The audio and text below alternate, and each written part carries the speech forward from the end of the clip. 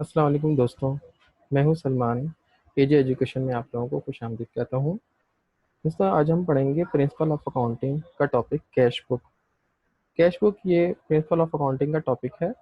Tutorial 1 है, जो कि मैंने फर्स्ट ईयर कॉमर्स वालों के लिए बनाया है।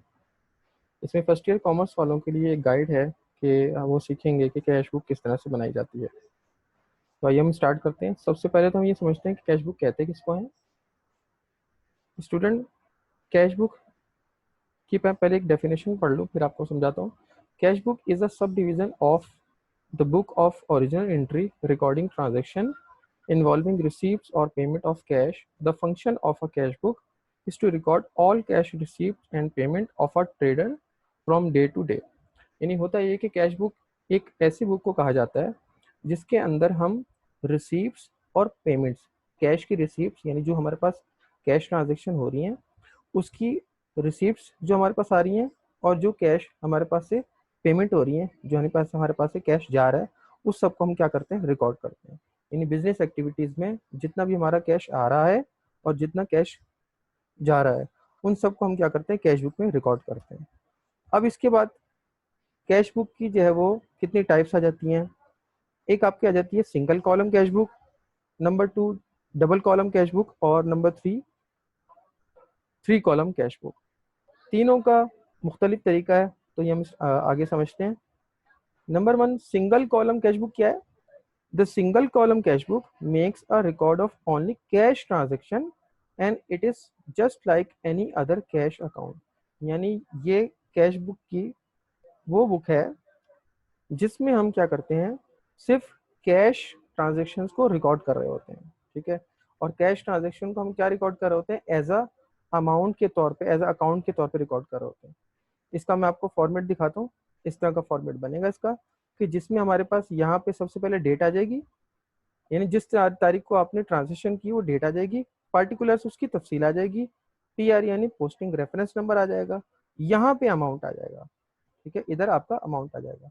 एक चीज मैं आपको बता दूं कि ये 1 2 और ये 3 और ये 4, ये चारों कॉलम मिलके आपकी ये एक डेबिट साइड बनती है, और ये वाली साइड आपकी क्रेडिट साइड होती है।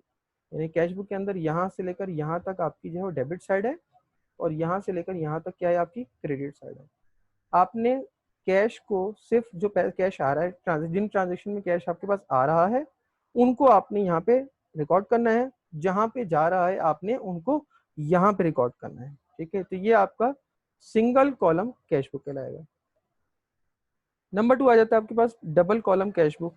डबल कॉलम कैश बुक क्या है। The cash book in which cash and bank transaction involving receipts and payment by check and cash are recorded is called double column cash book। In double column cash book ऐसी cash book को कहा जाता है जिसमें हम cash और bank की transaction को रिकॉर्ड करते हैं। उस वाले में ये तो क्या था कि सिर्फ हम कैश ट्रांजेक्शन को रिकॉर्ड करते हैं, यहाँ पे हम कैश और बैंक दोनों की ट्रांजेक्शन को रिकॉर्ड कर रहे होते हैं, यानी दोनों की रिसीप्ट और दोनों की पेमेंट को हम रिकॉर्ड कर रहे होते हैं। अगर हमारे पास कैश ट्रांजेक्शन हुई है या बैंक ट्रांजेक्शन हुई है, बैंक ट्रांजेक्शन मीन्स कि चेक हम लोग रिसीव कर रहे हैं या चेक हम पे कर रहे हैं, तो वो भी हम बैंक के थ्रू रिकॉर्ड करेंगे। जो हम कैश रिसीव कर रहे हैं, जो हम कैश पे कर रहे हैं, उसको भी हम रिकॉर्ड करेंगे। तो इसीलिए हम लोग यहाँ पे डबल कॉलम कैश बुक इसलिए कहा जाता है क्योंकि यहाँ पे कैश भी रिकॉर्ड किया जाता है और बैंक भी रिकॉर्ड किया जा रहा होता है।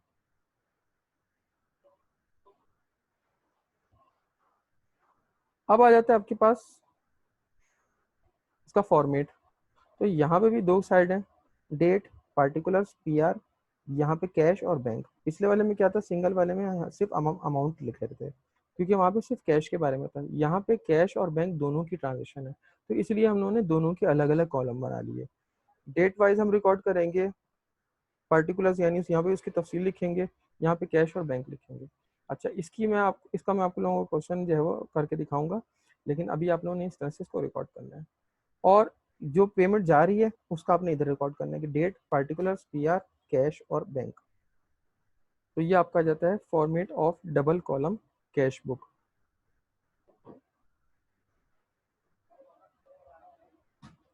इसके बाद आ जाती है three column cash book. Three column cash book is one in which there are three column on each side. यहाँ उसको डबल कॉलम इसलिए कहा जा रहा था क्योंकि इसके अंदर कैश और बैंक के कॉलम भी थे। यहाँ पे थ्री कॉलम इसलिए कहा जा रहा है क्योंकि कैश और बैंक के अलावा एक और कॉलम भी है। वो क्या है, अभी हम पढ़ते हैं। A three column cash book is one in which there are three columns on each side, debit and credit side. One is used to record cash transactions, the second is utilized for bank transaction, while the third column record discount received or allowed. यानी यहाँ पे एक column cash का होता है, एक column bank का होता है और तीसरा कॉलम आपका डिस्काउंट का होता है। डिस्काउंट चाहे आप रिसीव कर रहे हैं या डिस्काउंट आप अलाउ कर रहे हैं, तो उसको हम रिकॉर्डिंग की जाती है। इसका मैं फॉर्मेट दिखाता हूँ आपको।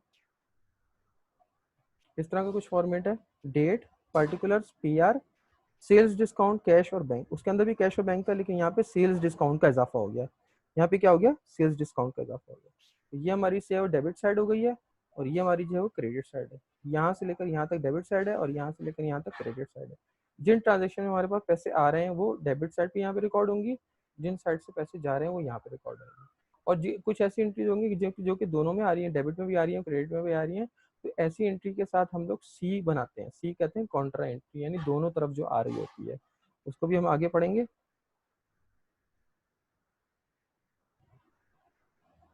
कॉन्ट्रा एंट्री क्या होती है? Whenever an amount is deposited into the bank, the same must be credited to cash account in the cash column to record the fact of cash having out. The letter C is entered in the PR column against the entry on each side of the cash book to indicate the contra effect. Contra entry ऐसी entry को कहा जाता है जहाँ पे हम दोनों side पे रिकॉर्डिंग कर रहे हैं। जैसे कि फॉर एग्जाम्पल हमने डिपॉजिट कराया, कैश जो है वो डिपॉजिट कराया बैंक के अंदर, तो उसकी ट्रांजेक्शन बैंक के अंदर भी डेबिट हो जाएगी और कैश से वो क्या हो जाएगा, क्रेडिट हो जाएगा। और दोनों का इफेक्ट हम लोग किससे शो करेंगे, सी से शो करेंगे। सी से ये पता चल रहा है कि ये कॉन्ट्रा एंट्री है, इट मीन्स कि दोनों तरफ आई है। कैश के डेबिट साइड में आई, उस बैंक के सॉरी डेबिट साइड में आ जाएगी और कैश के क्रेडिट साइड में आ जाएगी।